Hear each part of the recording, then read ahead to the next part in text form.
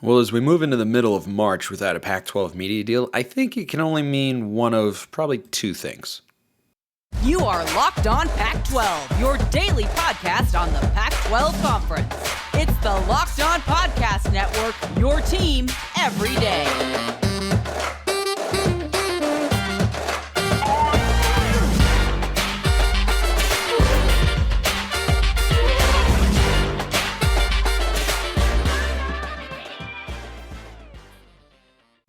Welcome back, everybody, to another episode of Locked On Pac-12. I'm your host, Spencer McLaughlin. Thank you so much for making this your first listen or your first view of the day, part of the Locked On Podcast Network, your number one source to stay up to date with our beloved Conference of Champions. Please continue to like, comment, subscribe if you haven't already, wherever you listen to or watch this show, which today is brought to you by FanDuel Sportsbook, official sportsbook of Locked On. Make every moment more. Visit FanDuel.com/LockedOn today to get started. Here we are, March 10th, and we don't have a media deal. Did I think we'd have it by now? Yeah, I kind of did. But I think it means one of two things. I'll start with the view that most of you, or at least most of you that comment, I don't know about everybody that views, because, you get, anyway. So the view that I bet most of you are more on the side of is Pac-12 not having a deal right now, meaning if and when it does get announced, it's going to stink. Because the most logical, not only scenario, but I think the most logical scenario for the Pac-12 here is they don't have a deal right now. Because if they had a deal that they really, really liked, they would have announced it. They would have signed it. They would have it at this point in time. So I think that's a pretty easy take, and I think it's entirely possible. And I think it's more likely, and also, not being good, being bad, the deal stinks, it's this, that, and the other thing. That's all relative. Depends on, where they can actually get to from a dollar figure standpoint. But not having it right now is not a great sign. But allow me to be, as I have been for the last couple months, as many of you know, the optimist here. There is a possibility, and I don't think, I would say it's 80-20, that it's probably closer to, it's not going to be the amount of money per school that we would like or that the schools would like to have. But the other possibility is that George Kliavkoff, who's gone completely radio silent, I'll touch on that in a moment, is working on something that nobody sees coming, that they're just avoiding all the leaks, and it's going to completely take us by surprise, and there have been no reports, no speculation, no nothing. Someone will be involved, and it'll be a deal better than any of us, myself included, think the conference could actually go get. That is entirely possible. Is it as likely? I don't think so, no. Because that would require someone, I don't know who, you don't know who. No one had ever, I hadn't speculated about Ion Television on here before, until a rumor came out. That's what I'm talking about, is a player like that who nobody is really expecting to be involved. Because I think the most likely outcome for the conference here is ESPN and Amazon or Apple. I still think Amazon is the better place to be, but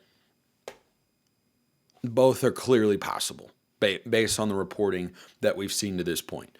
But that's the silver lining for Pac-12 optimists, glass half full people out there, is maybe he's working on something, George Kliavkoff, that we don't know, we have no inclination about, involves people that we haven't heard any discussions, and then it's all gonna come out at one point in time.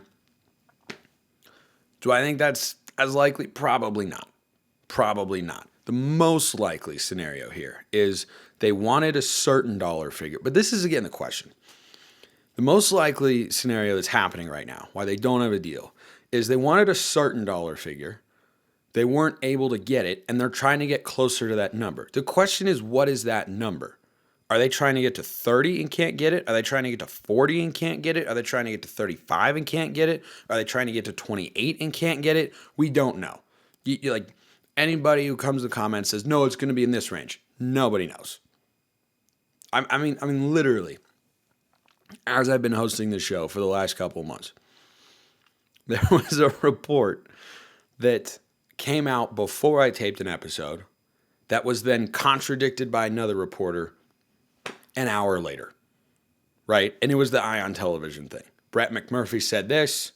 Dennis Dodd, I think it was, said that. Or Stuart Mandel, the Athletic, said this stuff. I really don't think as many people know things as I don't think certain people know as many things as they think they do. Because there's just so much conflicting information. It's just going all over the place. But I want to talk about the timeline here. Because I saw something, I think it was from the Washington State president. It might have been in his comments. It might have been somebody else. Somebody can correct me in the comments. But he was saying, absolute end date, and he was on the record, would be like beginning of April. And I would be, let's just say, irritated if this thing goes all the way to April 1st. And my thinking was they wanted to get the deal done before the men's basketball tournament, right? Because then you have, like the Pac-12 is just taking body blows from a perception standpoint. It's not actually changing the reality on the ground of what they're going to be able to get for their media rights deal, but they're taking body blows. Like Reese Davis is out there mocking the Pac-12, saying, "Oh, this school could go here or that, this, that, and the other thing," right? So that's just happening over and over again. But George Kliavkoff has taken a very clear, distinct approach here, which is he's not going to say anything. And a couple of you out there were wondering why this particular channel has been so quiet this week.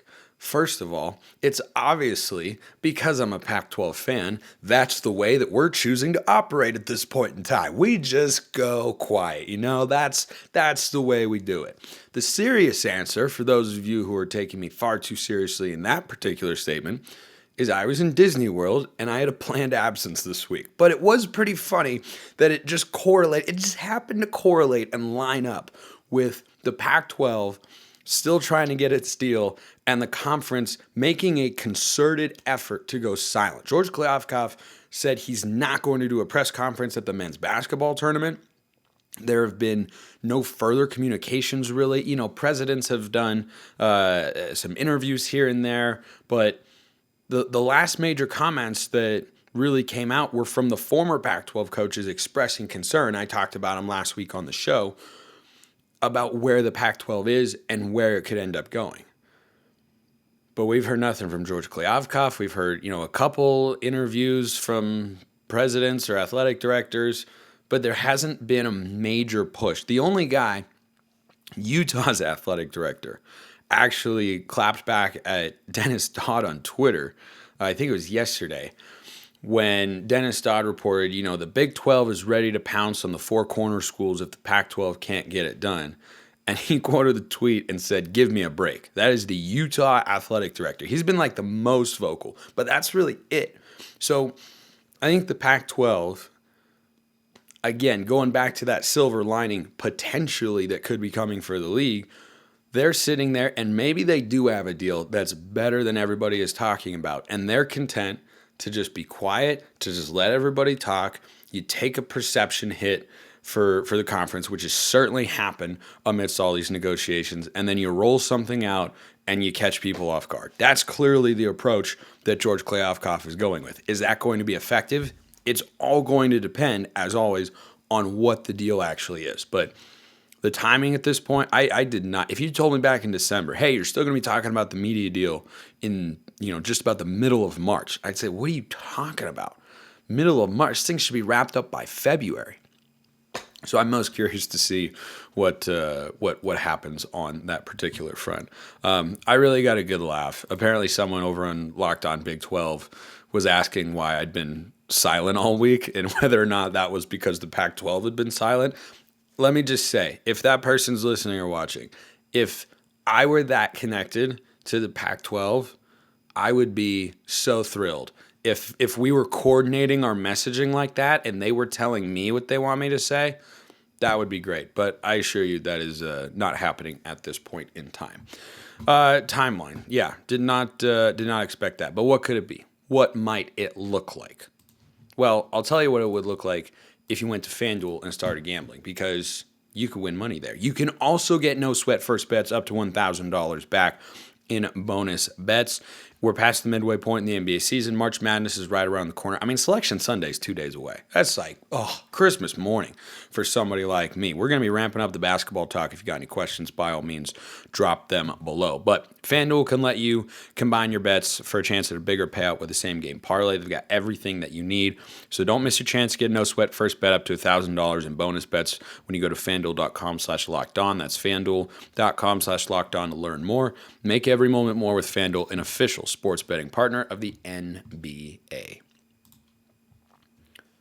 By the way, if you hear like just a hint of raspiness in my voice on today's show, that is Disney World correlated. It turns out there are some fantastic thrill rides at Disney World and Universal down there, and 4 days of going on them, there was some yelling involved. It was awesome.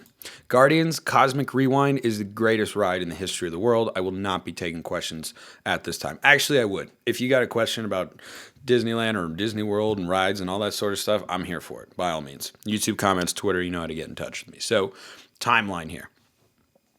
I think the Pac-12 would like, and will are two very, very different questions and statements to ponder. I think they would like to have a deal before March Madness begins. Because my thinking on the conference tournament was, well, you don't want people tuning in, watching, and just thinking about that all the time. But that is magnified when it comes to March Madness, because you've got a humongous, the entire sports world is watching March Madness. And the Pac-12 basketball, which is actually doing some nice things for itself as a league at the moment. There was a point in time, remember, it looked like we were going to have 2 teams in the big dance. Now it looks like it's going to be 4, and it could be 5, depending on how the Oregon-UCLA game goes later tonight. So, yeah, fascinating stuff there, but I'll get to that. Going into March Madness, conventional wisdom would tell you, my instinct would tell you, that the conference would like to have a deal so that people can stop speculating and just watch the basketball and feel okay, and you can calm the waters and all this sort of stuff.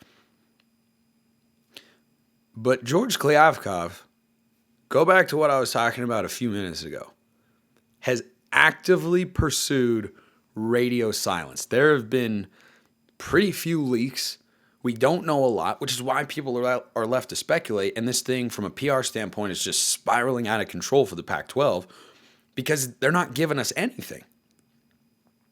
So we're going to really learn how much he doesn't care about what people say, what they talk about in the presence and all that sort of stuff.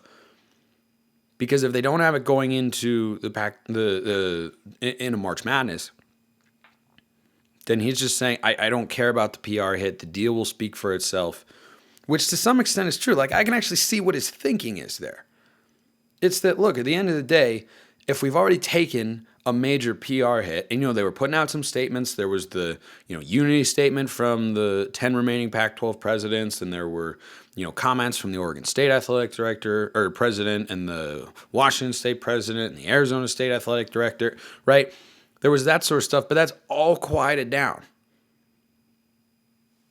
Meaning that they're just content to let it fester and say, you know what, we don't even care. We don't want to fight that battle.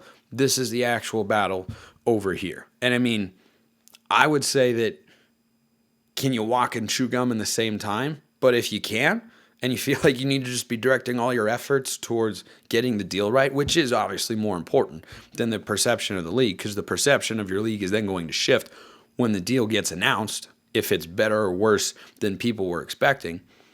But you've allowed them to set their own expectations by going with, just complete and utter radio silence here. So I think it's an interesting place for them to be, but the level of care that the conference has is going to be put on full display. And I tend to lean towards, based on what we've seen so far, it could go to April 1st.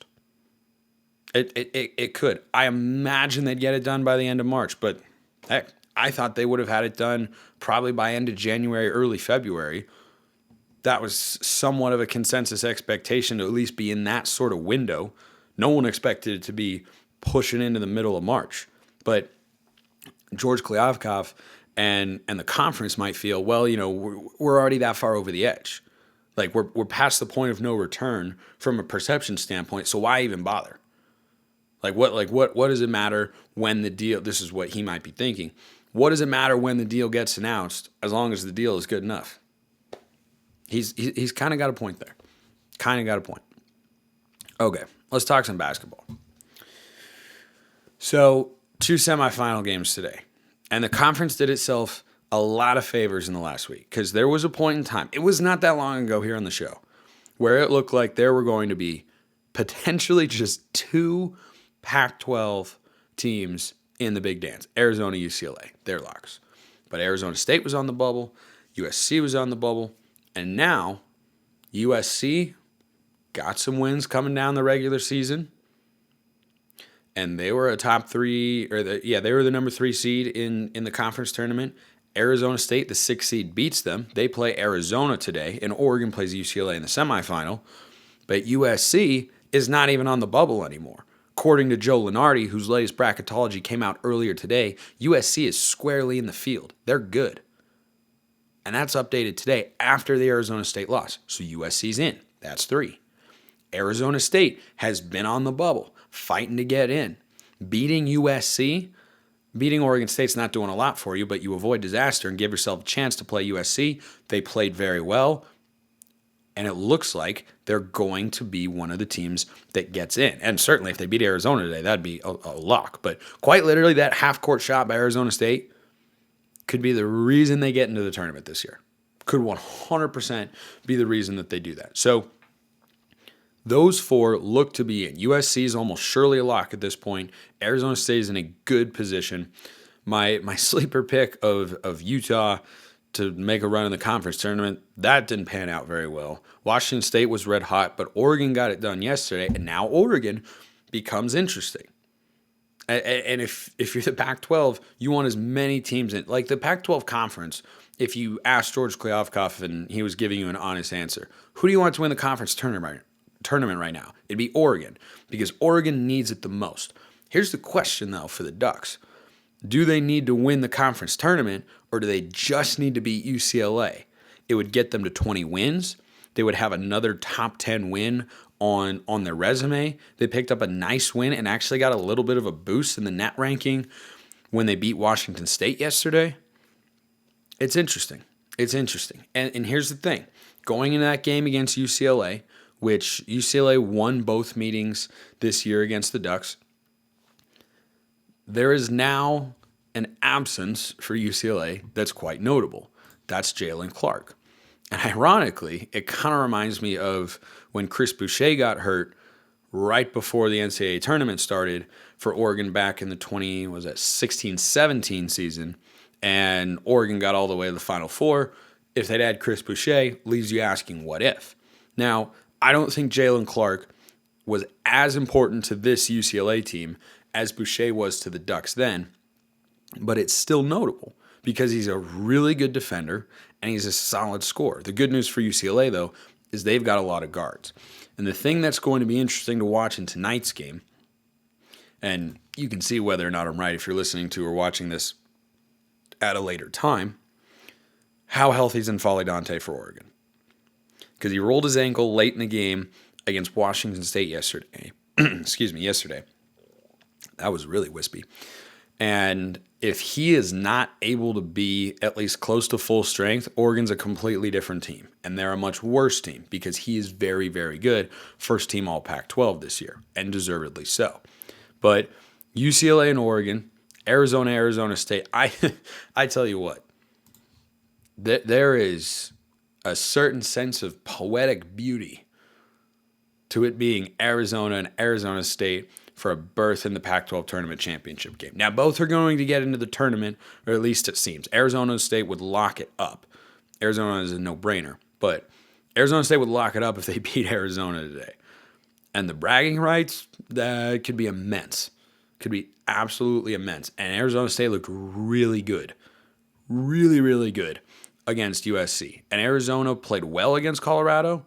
Or, no, they didn't. UCLA played Colorado. Sorry, I crossed that up. Arizona, I think is really good. I don't know if they're great. And the question that I ask about them is not whether or not they've had Built Bars, which they all should have because they're fantastic and delicious, but it's a different question I'll answer after I tell you why you should get your next order of Built Bars. At Built.com, your local Walmart or Sam's Club, they've got a bunch of great flavors. Churro, mint brownie's my personal favorite, peanut butter brownie, coconut almond. They've got everything. They taste like a candy bar, but they've got amazing macros. Only 130 calories, 4 grams of sugar, 17 grams of protein. They are really, really good. If you want a delicious treat but don't want all the fat and calories, then you got to try Built. Again, Built.com, local Walmart or Sam's Club. Go get your latest order of Built Bars today. So the question for UCLA is, or for Arizona is, how motivated are they? Because they're in the tournament. They're going to be a top seed. I don't think they can really change their standing. They're looking like a 2 seed, which is probably about right. I think they want to win the Pac-12 conference tournament, but do they need to? Arizona State needs the game more. Oregon needs it more than UCLA, but both are inferior to the team they're playing. So it's an interesting dichotomy there, right? Of motivation versus overall talent and team composition. But I think there's some real spice to watch in these games. And the Pac-12 could suddenly be looking at most 5, but it looks like they're going to get 4 in. So the conference tournament has gone quite well for the league because you want more teams in. It's more money for the conference, more exposure, opportunity, all that sort of stuff. And I think that's been an unquestioned positive for the Pac-12. Interesting note about some Pac-12 hoops here before I sign off for today. Jared Haas, according to John Rothstein, who is amazing, by the way, we sleep in May, Jared Haas will be returning to Stanford, who played well, beat Utah in the conference tournament this year, but then came up short against Arizona. And I'm not sure. They played exceptionally well down the stretch, but they were so terrible early. And you're banking on that momentum carrying over. You can't really add transfers at Stanford, and I would not have brought him back just because I look at the results and say, what exactly do you have to go on here? I mean, it's been a few seasons. It's not working, but Stanford wants to bring him back. I guess we'll see. But that's got to be the top hot seat coach going into next year. Coming into this year, Mark Fox was the top hot seat answer, or was the answer to the question, which coach is on the hot seat the most. Mark Fox turns in one of the worst Power 5 years in recent memory. There was Oregon State last year. That was Cal this year. Yeah, Cal has moved on. They're going to get a new coach, thankfully, not just for Bears fans, but for the Pac-12. Like, it's a bad look when you have your bad teams being so awful. It is not a good look. Like, look at the Big 12. The bottom of their conference is like Texas Tech and Oklahoma State. Those teams would be middle of the pack in the Pac-12, unquestioned. So it's good for the conference. It's good for Cal. I don't know how attractive that job is. I mean, it is a Power 5 opportunity, so there's always going to be some ingrained level of attractiveness to it. But man, there was a story recently about the facilities and the money and the commitment there just not being even close to up to standard. And I'm interested to see who they can hire, what you can do, and how you try and turn around a job like that. I mean, 3 and something. I mean, it was a mess. So they've moved on from Mark Fox. I think that's the right move. I thought Stanford would do the same, especially with a Stanford grad and Mark Madsen killing it at Utah Valley. I thought they might go in that direction, but I guess not. Appreciate everyone listening. See you next week. Have a wonderful rest of your day.